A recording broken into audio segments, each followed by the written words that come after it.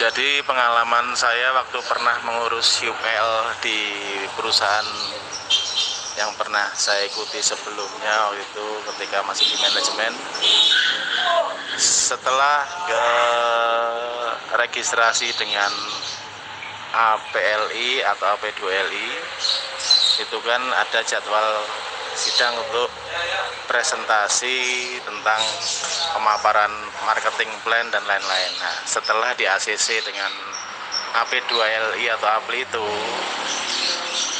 maka akan keluar surat izin prinsip.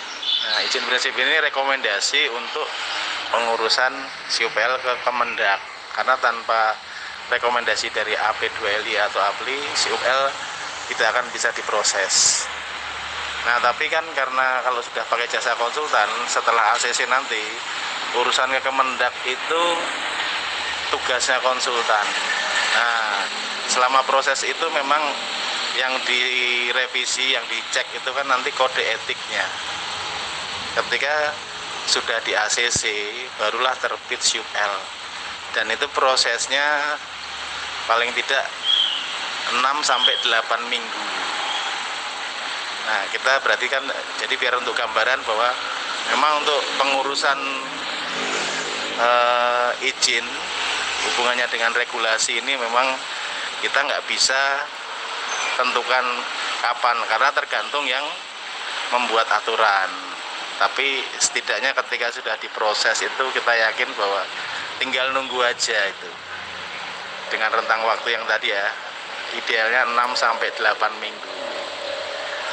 Dan memang ketika sambil menunggu UPL itu disarankan untuk tidak boleh melakukan aktivitas apapun.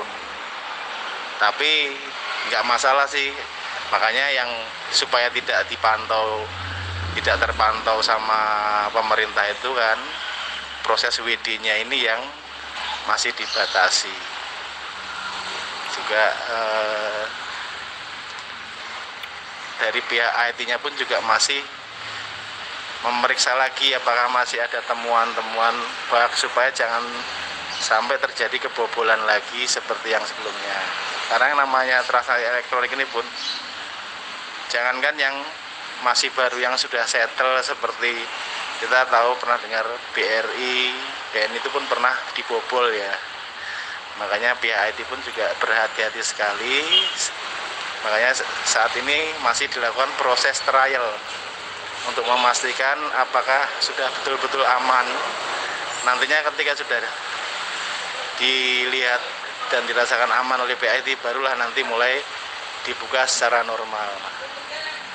Jadi seperti itu gambarannya. Semoga Bapak Ibu bisa lebih paham dengan kondisinya saat ini ya. Jadi manajemen memang yang di awal tadi pertama menyelesaikan proses regulasi. Apalagi di sini ada fintechnya ya, otomatis setelah UPL ini baru rekomendasi lagi supaya fintech di GGP ini juga selesai dengan BI-nya. Nah itu, jadi memang tahapan ini panjang. Ya tinggal kita mau ikuti prosesnya atau tidak itu. Kalau saya pribadi melihat sudah melangkah sejauh ini, saya tetap melangkah, tapi memang saya juga tidak bisa memaksakan Bapak Ibu ya, karena mungkin ya saya pasti sudah bisa memahami ada yang punya ekspektasi terlalu tinggi, tapi memang saat ini kenyataannya masih seperti itu.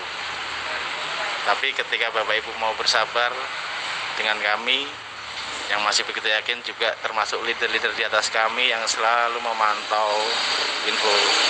Jadi setiap info yang ada tidak akan kami tutup-tutupi, kita akan share langsung, yang baik itu dari manajemen langsung.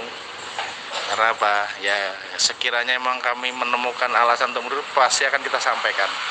Tapi sampai saat ini kami dan teman-teman di grup leader belum menemukan alasan untuk berhenti di gudang game. Dan kami tetap mengikuti prosesnya. Oke, itu yang bisa saya sampaikan. Terima kasih, tetap semangat.